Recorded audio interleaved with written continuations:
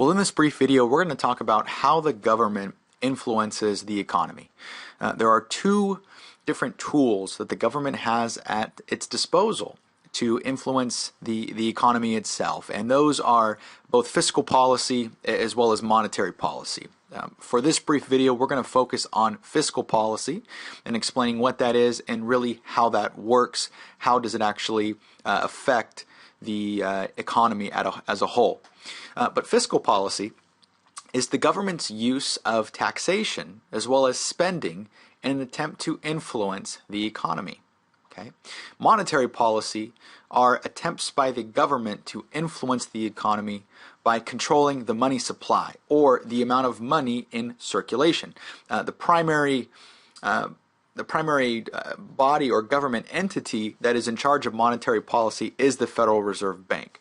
As I said before, we're not going to get into too much on monetary policy. This video is going to focus on fiscal policy and ultimately what the effect is. But back to fiscal policy, we talked about those two different avenues that the government has to essentially affect the economy or influence the economy. The first of which is taxation, of course, being the amount of money that you and I, of course, pay in taxes every year. And also spending. The government is obviously a big spender and has a lot of assets at its disposal, and it can in turn use those particular assets to spend towards different projects with an attempt to influence the economy. So you might ask, really, well, how does that work? Why does what the government does with regards to taxation and what it spends, why does it matter? And if you look at this brief diagram I have here, the government spending, the government is a very, very large entity, obviously. It controls a lot of money. And so one example I'm going to provide is the Economic Stimulus Act of 2008. Remember that this was signed by President George Bush at the time. And at this point in time, we were kind of potentially getting into the economic recession that we all know as of now obviously did take place.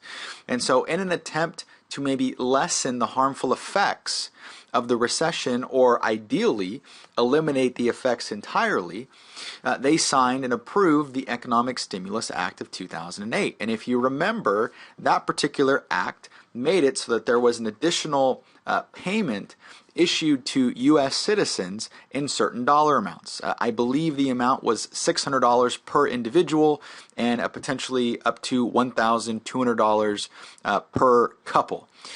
Now, that might be a little different, but that's roughly the dollar amounts and what they are.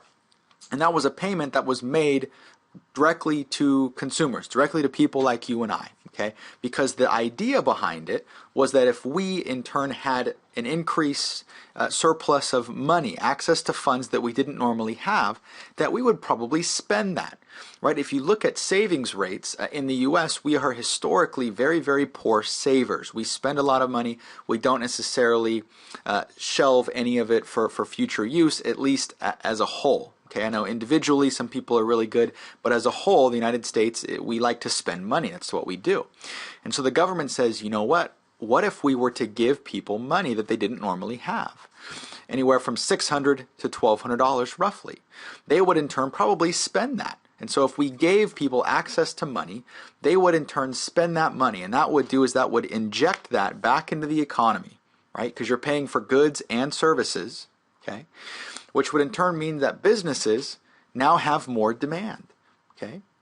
And then, of course, what happens when businesses have increased demand? You know, they may not have the human resources or the labor necessary to accommodate or fulfill that demand. And what that causes businesses to do is businesses to hire, right? And so we can hopefully affect the unemployment rate.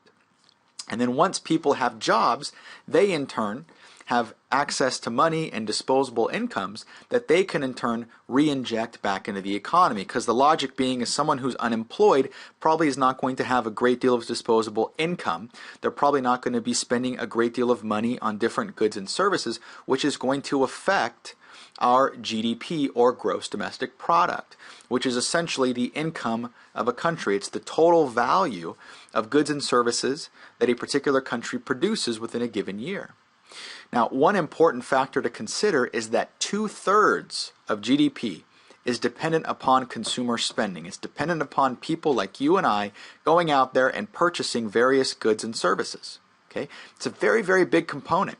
And so you can see if consumers like you and I aren't spending money, if we are holding back what we have because we're uncertain about what's going to go on in the future in terms of the economy, then that's going to be bad for gross domestic product. That's going to be bad for growth, bad for production, bad for business, bad for jobs. Okay? And so you can see how this whole cycle kind of works interdependently, right? People need access to money to in turn buy goods and services, right? Businesses need people to buy goods and services so they can be profitable and in turn hire people.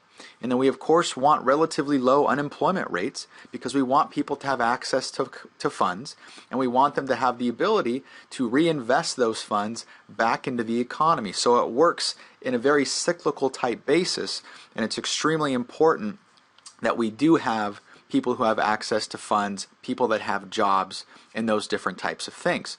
So this is one resource that the federal government has, is this fiscal policy piece.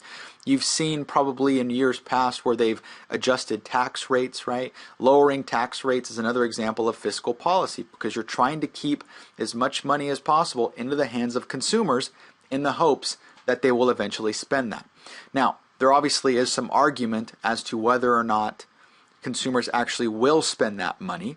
And there's some argument as to whether or not the Economic Stimulus Act of '08 actually was successful. But as a whole, most of the research supports that it did provide somewhat of an increase, somewhat of a benefit, although some people argue if it was really that significant considering how expensive it was to implement.